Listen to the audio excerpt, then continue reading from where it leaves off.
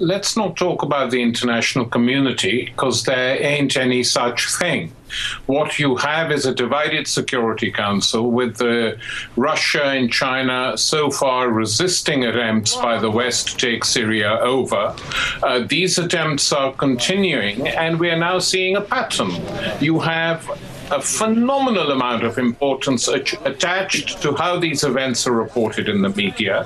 I have seen evidence now from journalists in the field, I trust, Charles Glass and others who've been there, who insist that the atrocities carried out by the Syrian National Council and their organization supporters are creating mayhem in some areas, and they're deliberately carrying out these atrocities so that they can be blamed onto the regime.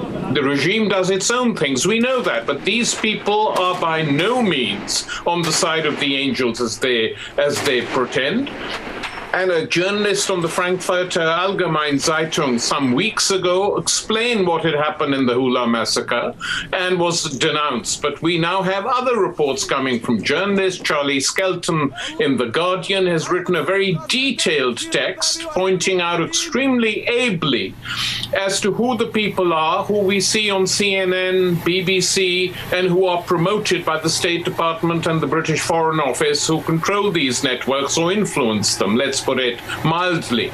And these are people who are waiting to come to power. So the stakes are now very high. The West has unleashed these people. Saudi Arabia and Qatar, those beautiful examples of democracy, are arming people. The Turks are on side as far as the West is concerned, and they are wanting now a final push to get rid of this regime.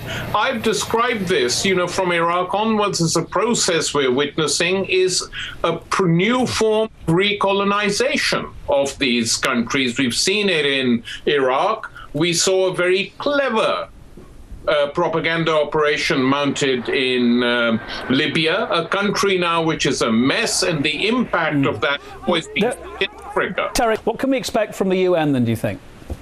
Well, I think what the Security Council can do, it can only do with the support of Russia and China.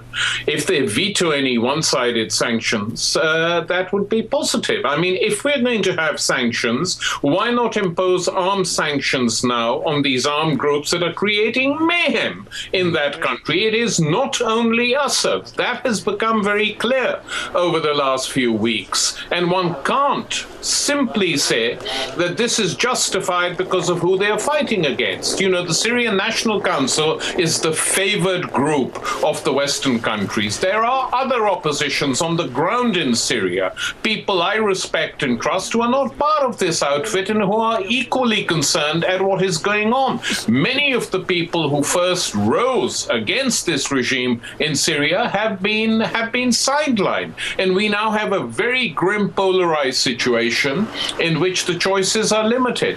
Either a Western-imposed regime composed of sundry Syrians who work for the Western intelligence agencies, let's be blunt about this, or the Assad regime. The people of Syria, it's clear, want neither. So the only way forward is negotiation, discussion, constitution, constituent assembly, and that it is now obvious that the West is not going to let happen because they are effectively backing the people who are opposed to any negotiations at all.